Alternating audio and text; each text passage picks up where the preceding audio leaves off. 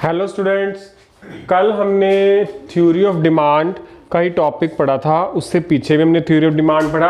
आज भी हम थ्योरी ऑफ डिमांड का ही कॉन्सेप्ट क्लियर करेंगे। कुछ कॉन्सेप्ट ऐसे थे जो इसमें भी रह गए थे, तो आज आइए हम उनकी तरफ चलते हैं, जिसमें आज हम क्या डिस्कस करने वाले हैं। Change in quantity demanded and change in demand. तो सबसे पहले हम चलते हैं, जब चेंज होता है इन क्वांटिटी डिमांडेड में, उस टाइम पे क्या होता है? उस टाइम पे मूवमेंट होती है डिमांड कर्व में, या तो एक्सटेंशन इन डिमांड होती है या कॉन्ट्रैक्शन इन डिमांड। पर जो भी डिमांड इंक्रीज या डिक्रीज होती है, उस पे सिर्फ कौन से फैक्टर का इफेक्ट पड़ता है? प्राइस का। बाकी सारे फैक्टर्स का कोई इफेक्ट नहीं पड़ता। बाकी सारे फैक्टर्स को हम इग्नोर करते हैं इसके अंदर। तो चेंज इन क्वांटिटी डिमांडेड के अंदर जो भी एक्सटेंड या कॉन्ट्रैक्शन होता है डिमांड के अंदर, ड्यू टू प्राइस फैक्टर, बाकी सारे के सारे फैक्टर कांस्टेंट है। इनकम बढ़ रही है, नहीं बढ़ रही, हमारे टेस्ट बदल रहा है, नहीं बदल रहा, एक्सपेक्टेशंस में चेंजेस आ रहा है, उसका कोई भी फर्क नहीं पड़ता। सिर्फ किस फैक्टर का इफेक्ट पड़ता है? प्राइस फैक्टर का। अब नेक्स्ट है चेंज इन डिमांड। जब हमारी सिर्फ डिमांड के अंदर चेंज होता है, तो उस टाइम पे हमारा डिमांड कर्व शिफ्ट कर जाता है, या तो लेफ्ट साइड या राइट साइड। पर इसमें आप एक चीज ध्यान रखिएगा, जब भी हमारा डिमांड कर्व शिफ्ट करता है, उस टाइम पे अदर फैक्टर के इफेक्ट के कारण उसमें चेंजेस आते हैं। बाकी प्राइस का कोई इफेक्ट नहीं पड़ता। प्राइस को हम इग्नोर करते हैं, जहां पे हम सिर्फ इनकम, टेस्ट, एक्सपेक्टेशन, टेक्नोलॉजी, मतलब जितने भी फैक्टर हैं, उन सब फैक्टर में से किसी का भी इफेक्ट पड़ सकता है। प्राइस को इग्नोर करते हैं। आइए हम इसको डायग्राम के साथ समझते हैं। वैसे तो हमने इधर साइड में डायग्राम्स मेंटेन किए हैं, फिर भी आप इसको प्रॉपर डायग्राम से समझाते हैं कि किस तरह से एक्सटेंशन और कॉन्ट्रैक्शन होता है डिमांड कर्व के अंदर। आई होप कि आप सबको ये कॉन्सेप्ट क्लियर हो गया होगा कि change in quantity demanded and change in demanded में क्या डिफरेंस है। तो change in demanded, change in quantity demanded में बस एक बेसिक सा डिफरेंस है। चेंज इन क्वांटिटी डिमांडेड में प्राइस इफेक्ट होता है, और चेंज इन डिमांड में होता है अदर फैक्टर हमारे जितने भी हैं। तो अब इसको हम डायग्राम के थ्रू समझेंगे। सबसे पहले हम समझेंगे extension and contraction. O axis, OY इस तरफ आ जाएगी हमारी क्वांटिटी, और इस तरफ हमारा आ जाएगा प्राइस। 1 2 3 4 5, 1 2 3 4। अब इस तरह से इसको ड्रॉ कर लेंगे।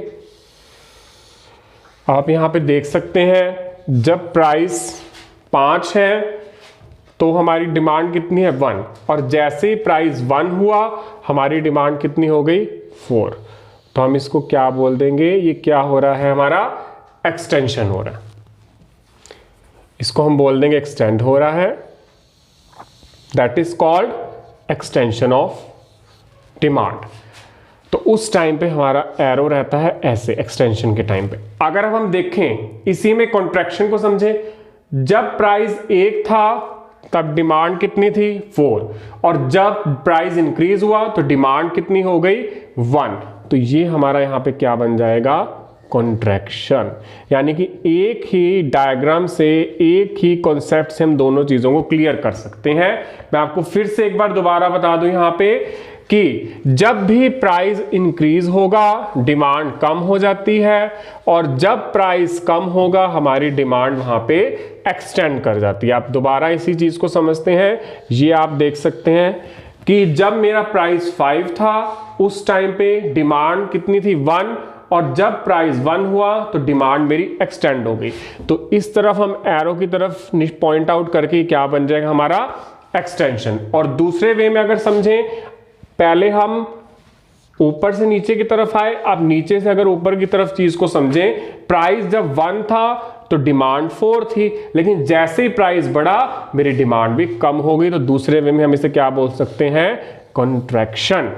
अब नेक्स्ट हम चलते हैं जहां पे हमारा डिमांड कर्व शिफ्ट कर जाता है, पूरा का पूरा कर्व ही उठ के लेफ्ट राइट में जाने लग जाता है। और जब हमारे डिमांड कर्व में कोई भी मूवमेंट होती है उस टाइम पे वो इंक्रीज होता है या तो डिक्रीज होता है। चेंज इन क्वांटिटी डिमांडेड के अंदर जो है एक्सटेंशन कॉन्ट्रैक्शन होगा, और जब चेंज इन डिमांड होता है तब इंक्रीज या डिक्रीज होता है। आइए इस डायग्राम के थ्रू उसको भी समझते हैं। जब हमारा डिमांड कर्व शिफ्ट करने लग जाता है 10, 20, 30, ये हो गई क्वांटिटी और इधर हो गया हमारा प्राइस। अब आप ये देख सकते हैं कि जब मेरा प्राइस 20 था तब मैं कहां पे लाई कर रहा हूं, जब 30 था तब कहां पे लाई कर रहा हूं। That is to demand curve. आप इसको और भी नाम दे सकते हैं, इसको D1 D1 कर सकते हैं। अब आप देख सकते हैं कि यहां पे डिमांड बढ़ गई है, यानी कि हो सकता है मेरी इनकम बढ़ी हो जिसके कारण मेरी डिमांड भी बढ़ गई है। तो ये क्या हो रहा है, इंक्रीज इन डिमांड। उस समय लेफ्ट टू राइट चला जाता है, यहां पे क्या हो रहा है, डिमांड में इंक्रीज हो रहा है। ठीक है, अब दूसरी तरफ हम देखें, जब ये बैकवर्ड शिफ्ट कर जाएगा, अभी तो फॉरवर्ड शिफ्ट करा है, अब ये बैकवर्ड करा है सेम ही डायग्राम पे।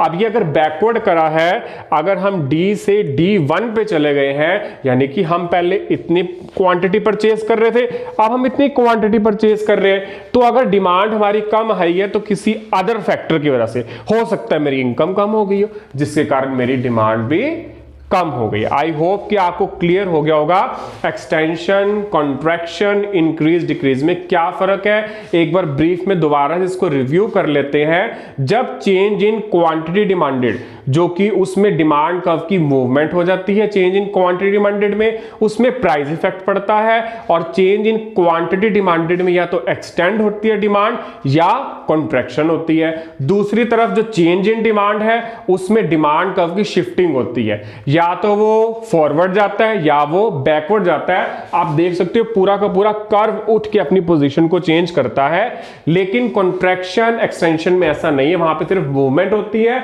और जो शिफ्टिंग है उसमें पूरा पूरा कर्व आगे मूव कर देता है। Thank you, safe and stay healthy.